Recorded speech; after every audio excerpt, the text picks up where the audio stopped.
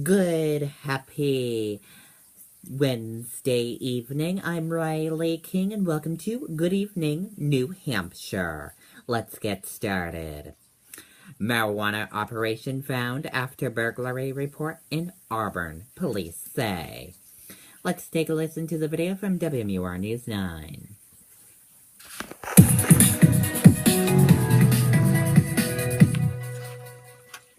A small marijuana growing operation and several firearms have been seized from 56 Woodhill Drive in Auburn. It'll be sent up to the county attorney's office for possible indictment and possible charges.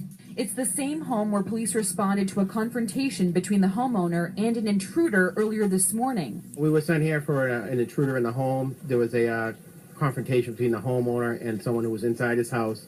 A gunshot was fired by the homeowner. No one was hit, and the intruder ran off into the woods. Authorities searched the area near Hooksett Road and Route 121.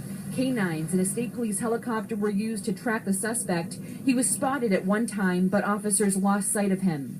Police say the suspect is a white male, is between the age of 30 and 40, and has gray hair and a gray beard. Search continues with the aid of local officers from the surrounding towns, and we still have not found the suspect. Meantime, residents living at 56 Woodhill Drive could face charges. Police aren't saying if the confrontation and the items taken from the home are related. I would be speculation at this part if the two are related.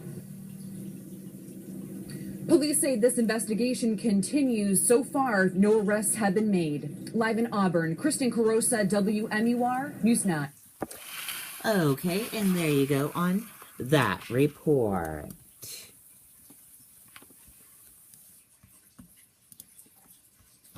One killed in early morning mobile home fire in Rochester. Let's take a listen to the video from WMUR News 9. I never saw anything go up so fast in my life. Fire scene tape surrounds the little that's left of a mobile home at 21 Whispering Wind Lane in Rochester. The deadly blaze spotted just after 3 a.m., called in by a neighbor awakened by the sound.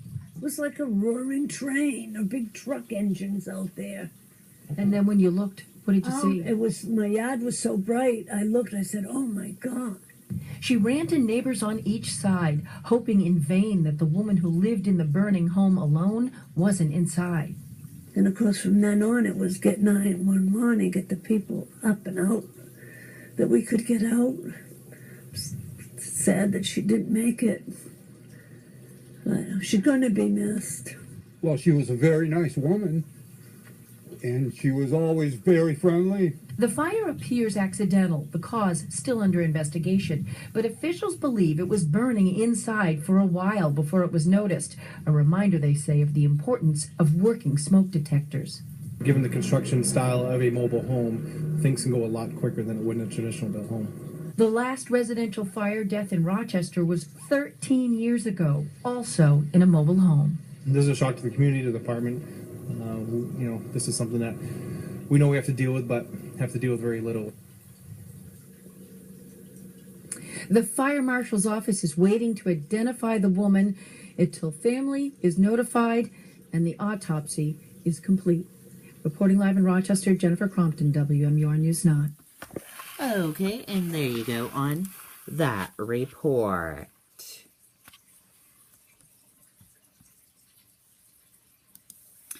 Donald Trump says he'll teach a military expert a couple of things about Moslow.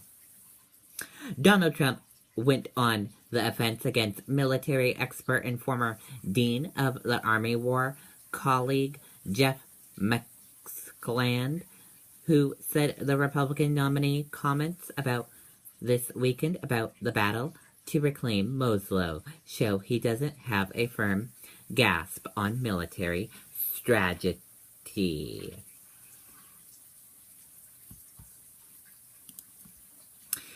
Dow's close higher as Boeing gains offset Apple's fall financial lead.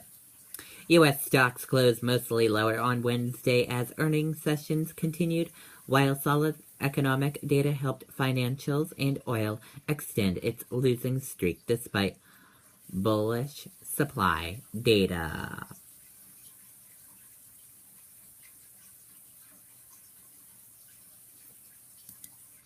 Two powerful earthquakes hit Italy near site of deadly August quake. Let's take a listen to the video from CNN.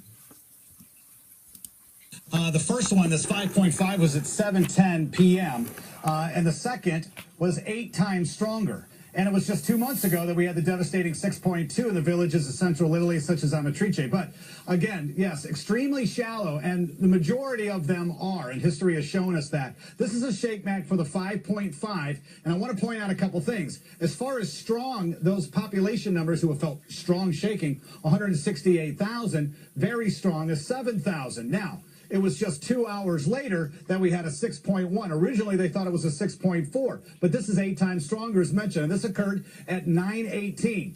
Again, extremely shallow, so there's going to be more shaking going on, and look what it has done to our numbers. In fact, instead of just 6,000 very strong, we've got 306.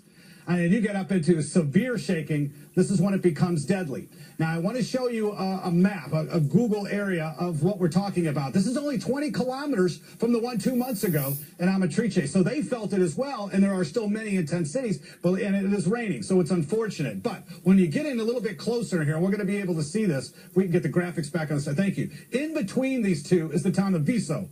Viso has a population of about 400. We haven't recalled any or heard any word of the devastation between these two. However, we did receive, Paula, word from a mayor in another neighboring village of Usita. This is Usita. You can see it here. He put out information that his town has been destroyed. So we're waiting on damage assessments. We're waiting on words from the extreme damage, infrastructure problems, communication, and injuries and fatalities. But again, to give you an idea, just the terrain alone and the vicinity of how close this town was, and so many of them are in this region. Again, we want to back up a little bit and give you a little bit more of indication. According to the USGS, on the 6.1, there's a 34% chance, based on their population there, that between 100 and 1,000 fatalities. They also do some data with the economy and the infrastructure there, pointing out that there's a 35% chance that economically they could have $1 billion to even $10 billion in losses here. We've seen this happen time and time again. It's a very complex system in and along the mountain chain as the plates come together and converge in Italy. It's unfortunate. We, again, are talking about this just 2 months after the 6.2 earthquake that they had just 2 months ago in the latter part of August that took so many lives and devastated the entire region. So again, when we talk about the numbers, typically you got to get a couple of aftershocks. We could possibly call the first one at 7:10 at a 5.5, a foreshock, but there's going to be more aftershocks, and we could even see another one that's above a 5.0. Okay, and there you go on that report. Now let's go to your weather now. It's a live look on radar right now. As you see on radar, we have some rain and snow showers moving towards New Hampshire area.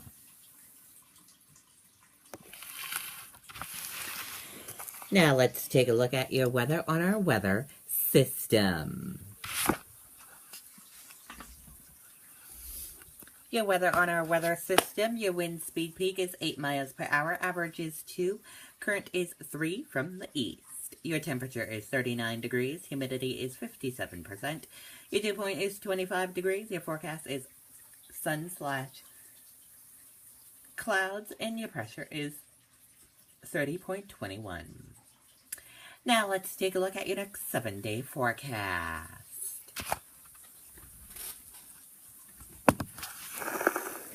Here's a look at your next 7-day forecast.